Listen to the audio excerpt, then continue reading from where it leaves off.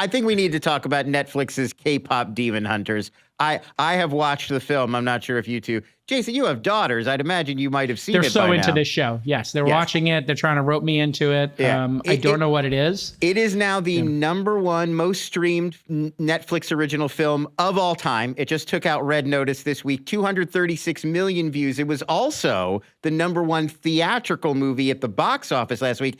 Netflix had in about 1,700 theaters across the U.S. Saturday and Sunday only. They had sing-along versions of the movie, and it came in number one, $18 million at the box office. It bested Weapons, Freakier Friday, Fantastic Four, all these late summer hits.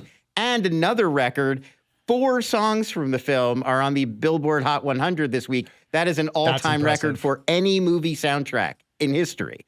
Wow. So, I mean, all that's interesting that a Netflix original is blowing up to this insane degree. But I think what makes this even more interesting, this movie was actually produced by Sony Pictures Animation during the pandemic. They had a pandemic-era deal with Netflix. Netflix and Sony produced these movies together. Netflix gives Sony back the full production budget plus $20 million per film, and then they release the movies directly on Netflix. Now, that seemed like a good deal for Sony during the pandemic, but now Sony has lost this IP that could have been like a huge franchise. Now they have to share this huge IP with Netflix when it could have been, I mean, this could have been $1 billion grossing theatrical. This could have been their Marvel, their next Spider-Man. Sony has a couple of things, right? They own they when Marvel was but a comic book company, they sold the different they kind of share Spider-Man with Marvel now. But this has been a big pain point specifically for Sony. Just last year, CFO Hiroki Totoki said in an interview, whether it's for games or films or anime, we just don't have that much IP that we fostered from the beginning. We're lacking that early phase of IP, and that's an issue for us. Well, here's an example. They actually hit a grand slam home run, but they sold it to Netflix before they even had a look at the movie, and so they didn't get the huge benefit out of it. So, I mean, that's what's going on. They're working currently, Netflix and Sony collaborating on a sequel, but this could have been billions of dollars for Sony that they still own half of it, or they own some portion of it, or unknown? Yeah, they own an unknown chunk of it right now, but despite no matter how big it gets for Netflix, they only get their $20 million payment, which they already got. They won't earn any additional. Maybe they'll make a new deal for the sequel. Who knows? But yeah, they kind of gave away what could have been $1 billion property, it seems like, for $20 million. Not a great deal.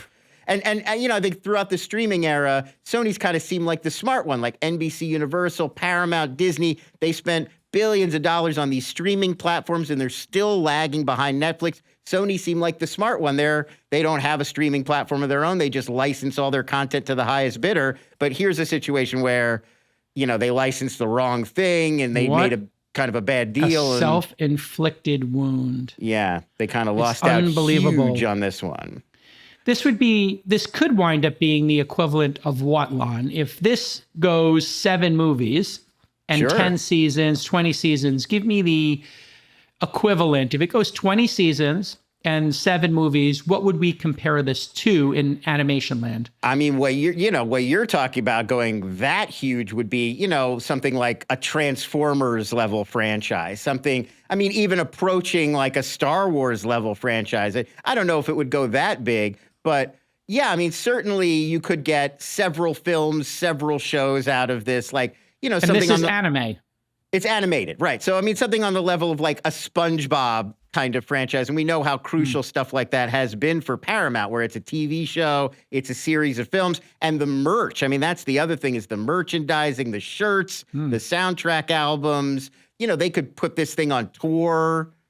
Yes, and that's actually very interesting, Lon, because you said they were hosting sing-alongs in the theater. So I thought, okay, people have to know the music. How much are they listening to it? I pulled up Spotify data, and then I ran an analysis. They have seen thus far from the soundtrack of this film 2.25 billion streams on Spotify alone. Well, also those sing-along screenings, it's subtitled. So like that's how they do sing-along screenings. They put the lyrics on so it's like karaoke. So you can sing along live with the movie in the theater. And this was done in English. This isn't a South Korean product. This is an American. That was dubbed This is American from the beginning. It just happens to have K-pop in the name. Right, because K-pop is so huge. And there are the singing voices of all the characters are provided by real K-pop stars.